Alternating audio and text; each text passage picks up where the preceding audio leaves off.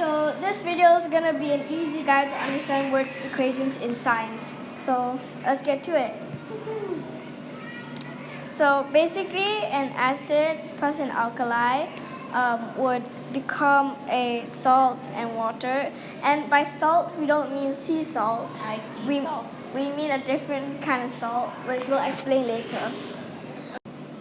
Let's hear that. So let's go, and we put it together so we know that that's equals to what. And then an acid plus a metal, well, Makes salt and hydrogen. yeah. So then we'll put it together. So salt and a metal would become a Salt and hydrogen. So acid and a carbonate would equal to. Salt, water, and carbon dioxide. Well, actually, I made a mistake. You're not supposed to say equal. It just like becomes. That's why we use a arrow instead of equals. Yeah. Okay. Next. So this is an example of an acid and alkali, which is hydrochloric acid, which is an acid, and potassium hydroxide, which is an alkali. So you can just label that. So hydrochloric acid is the acid, obviously, and then the alkali is the potassium hydroxide.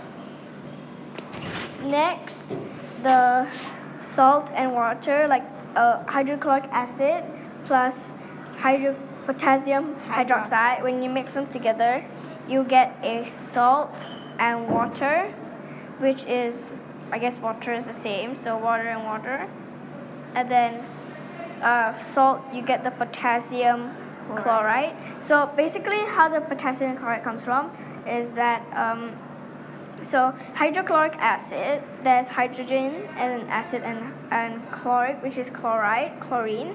So hydrochloric, you take the chloride and it comes here also, so chloride. And then potassium hydroxide is here's potassium here is also in the equation. And how the water comes is actually because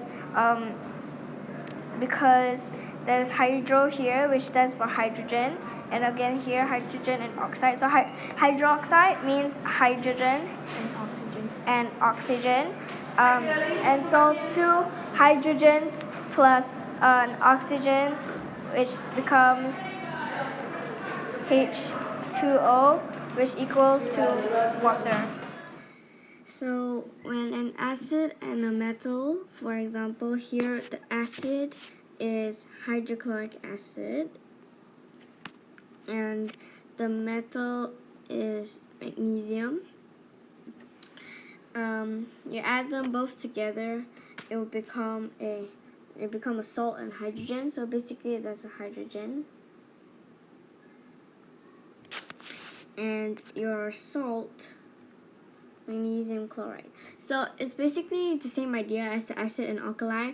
So it had a hydrochloric acid, and the hydrochloric becomes here the chloride, and then there's the magnesium is basically the magnesium here, and then hydro here is the hydrogen here. So this one has a bit more products. So basically basically an acid and a carbonate, which is the acid is the hydrochloric acid and the bicarbonate is the calcium carbonate. So as you can see, carbonate and carbonate, and acid and acid. So these two things, hydrochloric acid and calcium carbonate, will become calcium chloride, water, and carbon dioxide, which is salt, water, which is a salt, water, and carbon dioxide. So basically these two things are the same. So water comes in carbon dioxide, so water and carbon dioxide. Okay, so how you get the salt is basically the same concept as acid plus metal and acid plus alkali. You get the two elements from the acid and the whatever is added to, whether it's alkali, metal, or carbonate. So in this case, it's carbonate. So again, you take the hydrochloric, so you take the chloric and it becomes chloride. And then there's the calcium carbonate, so you take the calcium and so it becomes calcium chloride because of hydrochloric and calcium carbonate. Okay, so this is a final thing to just test like what we learned. So how to tell which salt. So for information, these are the salts are formed by which acids. So let's just assume that we reacted all of the acids on the left to potassium hydroxide, which is an alkaline. So let's just assume that they were all reacted to potassium hydroxide. So here's something that you should also note down is that the acid, for example, here hydrochloric, when written in the solid form, it would be instead of chloric, it would be chloride, and for sulfuric acid here, when it's made into a salt, it would be whatever it reacted to and sulfate, and for nitric acid is nitrate. So yeah, there's something that you can note down because so that you won't get confused. So if you react something to potassium hydroxide, the salt, basically acid and alkaline, you know that it would be a salt plus water.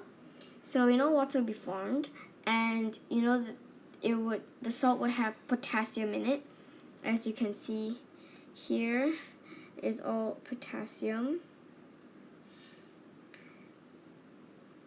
So by looking at this table, it's quite clear to tell which salt is formed by which acid. So if you look at hydrochloric acid, well, in the video we used a lot of the hydrochloric acid, so you should know that hydrochloric, so it gets the chloric to get to be chloride. So these two are matched up because potassium chloride and water are the products of hydrochloric acid and potassium hydroxide. So the next two are also quite simple. They follow the same thing. So basically, if you look here at the table, the acid, if it's sulfuric acid here, then the salt will be sulfate plus whatever it's reacted to. So sulfuric acid will be potassium sulfate because of the name. And so we just join it up. And then that leaves nitric acid, which again is also quite simple, that you can tell quite clearly which salt it is. Not only because it's the last one. So nitric acid, you got nitric, and if you look at the table here, the acid nitric, and in the salt form it will be called nitrate. So it would be potassium nitrate, as it also reacted to potassium hydroxide. So basically, when you are doing word equations, you just need to remember that the salt that the acid and alkali, or acid and metal, or acid and carbonate, they would all consist of what was the name of like the acid or the name of the metal. And if it's acid and alkali, it would be the salt plus water, and if it's an acid plus metal, it would be a salt and hydrogen. And then for carbonate, acid and carbonate, it would become salt, water, and carbon dioxide. So I hope you guys, this video helped. I hope this video helped explain word equations better. So thank you for watching.